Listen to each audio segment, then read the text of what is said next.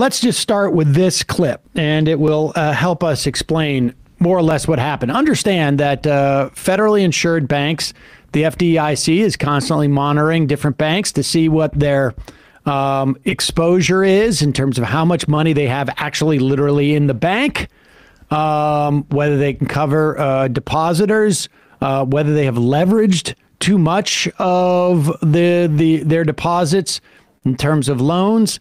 And when they think there's a problem, they come in and they shut the bank down. Here is James Comer. He is the Representative James Comer. Is he a chairman of the banking? He's the chair of the oversight committee. He's chair of the oversight committee. And he's explaining why the Silicon Valley Bank collapsed. And this is one angle you probably won't hear from most rational human beings. I get your take on the news of the day, and that is this Silicon Valley Bank loss and this failure. You were on a bank board. You're the chairman of the oversight committee. What should be done here?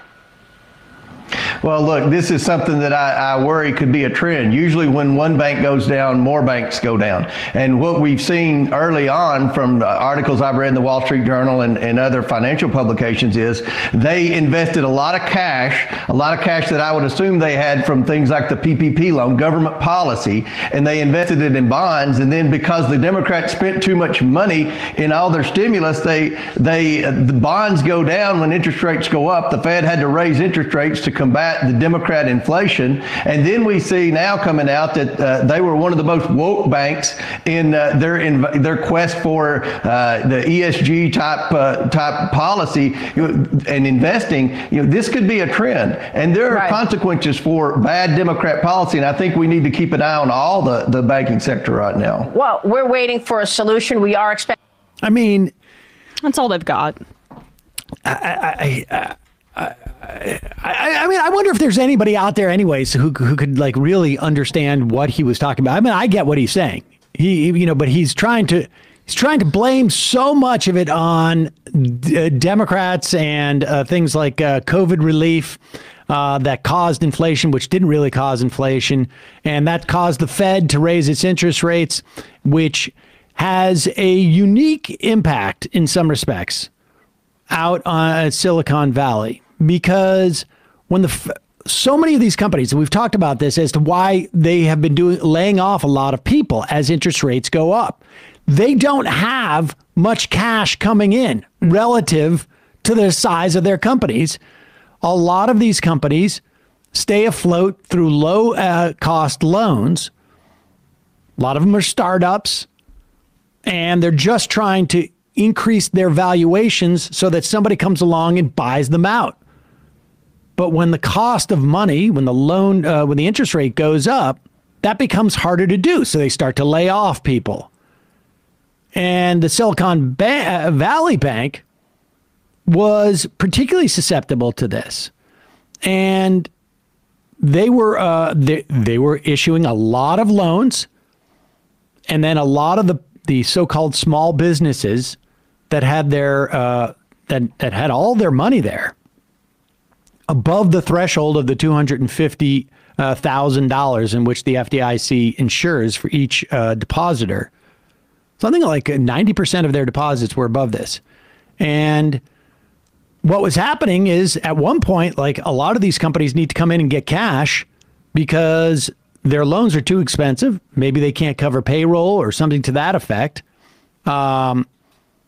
Meanwhile, this bank is overexposed because a lot of the interest rates go up. And there was another issue as to why they were able to avoid regulators seeing that they were the relationship between how much they had in the bank and the loans that they had out there was so out of whack. There's a reason. Supposedly they have about $200 billion in assets in this bank. In 2017, they would have gotten a lot of scrutiny for every dollar or once they passed a $50 billion threshold. But because of a bill pushed by Crapo from Delaware, right? Yeah. Is that where you're from? The banker. Idaho. Idaho? Sorry. from Crapo, and frankly, I mean, Democrats were on board with this as well. 50 Chris Coons was Republicans. there for it. Yeah, 50 Republicans voted for it. 17 Democrats. Right, voted all for of the corporate like guys like Coons and Warner, Yeah, and, Warner, right. and Tester, all the people getting the money. And here's Donald Trump announcing the rollback of Dodd-Frank. Essentially, it wasn't a rollback, but it was changing the threshold in which the Dodd-Frank regulations, in particularly in terms of like your deposits to loan ratio, was essentially rose. increased by like 5 times. So 5 times. 50 Just relax. to 50 to 250. 250. And Just that's why, relax a yeah, little bit. explicitly lobbied for by the CEO of this bank, SVB. We've done. But we've kept yet another promise as I signed the Economic Growth, Regulatory Relief, and Consumer Protection Act into law. It's a big deal. It's a big deal for our country. Pause it for 1 second. You know, you forget, but like, what the heck? Like, can't they just even put makeup on his eyes?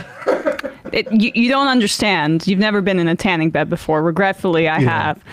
You have to put those little things on, and so that is just. And- But can't knows. they then just put makeup on his eyes afterwards? I mean, come on, It's hard to match That's very. eyebrows in a very natural way that has been unable to be reproduced by makeup. So This is sorry. 2018, and you can look at Mike Pence so longingly looking at him. Yeah. Who would know that, 5 years later, he would have to turn on this one, and this great, great man. This is truly a great day for America and a great day for American workers and small businesses all throughout the nation. The legislation I'm signing today rolls back the crippling Dodd-Frank regulations that are crushing community banks and credit unions nationwide. They were in such trouble. One size fits all. Those rules just don't work. And community banks and credit unions should be regulated the same way. And you have to really look at this. They should be regulated the same got way lost. with proviso for safety as in the past when they were vibrant and strong. But they shouldn't be regulated the same way as the large, complex. We're so All right, small. let me just explain what just happened there. He got lost where he was reading, and he said they should be regulated the same way, when in fact the law that pushed there said they shouldn't be regulated in the same way, because, and he had to do that whole thing. So all of that was just mucky-de-muck. You have to understand that basically he's just saying they shouldn't be regulated in the same way, because what's the possible danger? Go ahead. Financial institutions, and that's what happened, and they were being put out of business one by one, and they weren't lending. Since its passage in 2010, Dodd-Frank has dealt a huge blow to community banking. As a candidate, I pledged that we would rescue these community banks from Dodd-Frank, the disaster of Dodd-Frank, and now we are keeping that commitment, and all of the people with me are keeping that commitment. Yeah. Well, community banking, these are not small mom and pop banks. These are banks with up to $250 billion in assets. And like now, we're so small. We're just, helping out in our little regional areas. But now we're too small to be regulated, but we're also too big to fail. So please give us government money now. And to be clear, supposedly the story is that shareholders and the bank itself is going to take a bath on this, but it's protecting depositors. But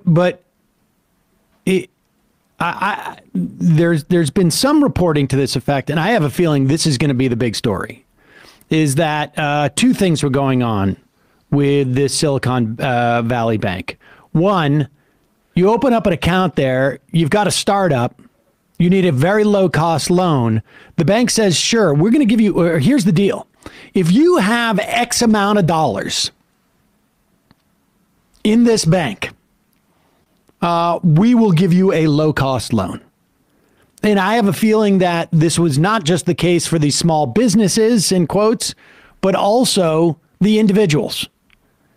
You put $500,000 in our bank and you park it here, like, I mean, this is the way it works, like for bankers, for normal stuff. Like if you keep, $1,000 in your checking account, you're going to get a toaster, or you're going to get, we're going to waive fees on, your checks or something like that. There's a dynamic that exists. That same dynamic exists in this big dollar figure. Put $500,000 in our bank, and your mortgage, the prevailing mortgage rate's 3.5. You're going to get a 1% mortgage.